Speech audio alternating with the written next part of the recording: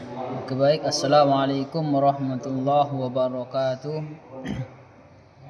Perkenalkan nama saya Muhammad Ayyub Pratama Hasibuan, NIM 2215050120. Jadi pada pembahasan kali ini atau kesempatan kali ini saya akan memaparkan sebuah materi yaitu tentang tafsir at-takwir wa at-tanwir karya Ibnu Ashur.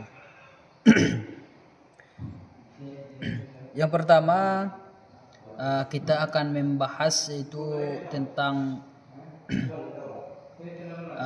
biografi penulis itu tafsir at-takwir ini.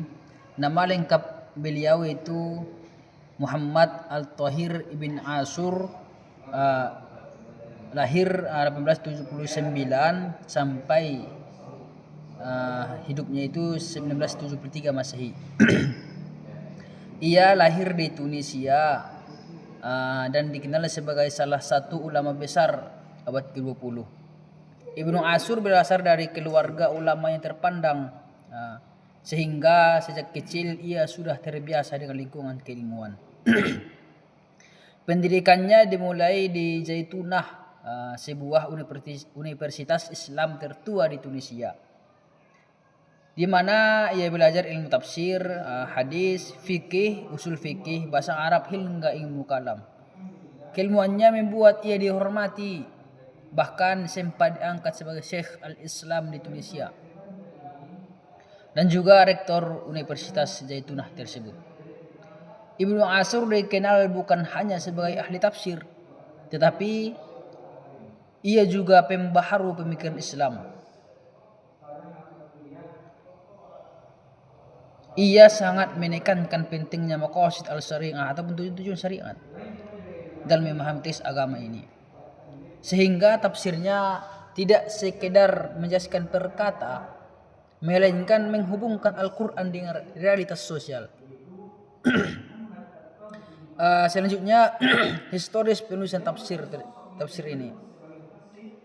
Proses penulisan at-takwir memakan waktu yang sangat panjang, hampir 40 tahun beliau mengarang kitab ini atau menulis kitab ini.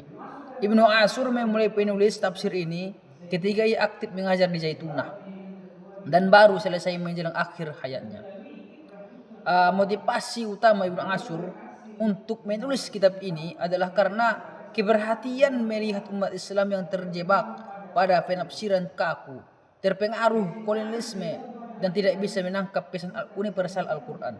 Maka ia menulis tafsir yang dapat membebaskan pemahaman ataupun disebut dengan at-tahrir dari belenggu taklid, sekaligus memberikan pencerahan atau at-tanwir bagi umat. Karyanya terdiri dari 30 jilid besar dan menjadi salah satu tafsir modern paling berpengaruh di dunia Islam. Tidak heran jika banyak ulama menyebut kitab ini sebagai mahakarya tafsir abad ke-20. Yang ketiga itu adalah metodologi tafsir. Ibnu Ashur menggunakan metodologi tafsir yang komprehensif. Beberapa ciri utamanya itu adalah tahlili. Ia menafsirkan ayat demi ayat secara urut dari Al-Fatihah hingga An-Nas dengan penjelasan mendalam mengenai bahasa, konteks dan makna. Yang kedua, maqasidi.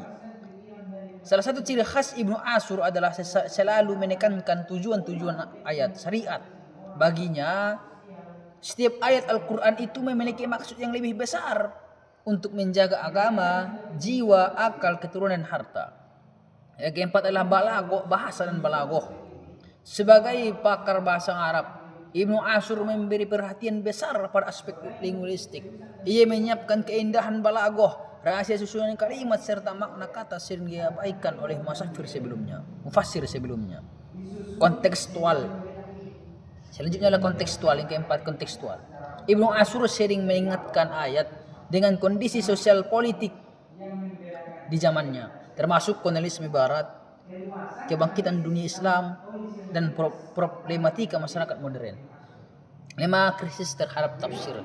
Sebelumnya Ibnu Ashur tidak segan mengkritik mufassir klasik jika dianggap terlalu kaku atau kurang sesuai dengan maqasid syariah. Tapi ia tetap menghargai karya ulama terdahulu seperti At-Tabari, Ar-Razi, dan Al-Qurtubi. Yang keempat adalah corak tafsir.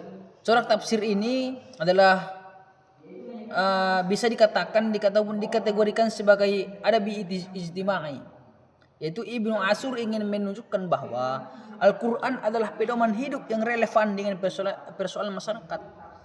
Ia banyak membahas isu moral, sosial, pendidikan, politik, bahkan peradaban.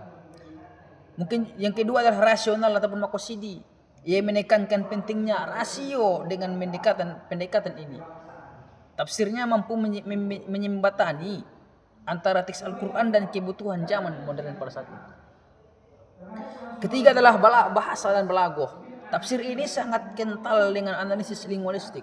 Karena itu selain menjadi rujukan ulama syariah, ia juga dijadikan referensi bagi para ahli bahasa Arab pada saat itu. Mungkin sekian yang dapat saya sampaikan. Kurang janggalnya saya mohon maaf. Assalamualaikum warahmatullahi wabarakatuh.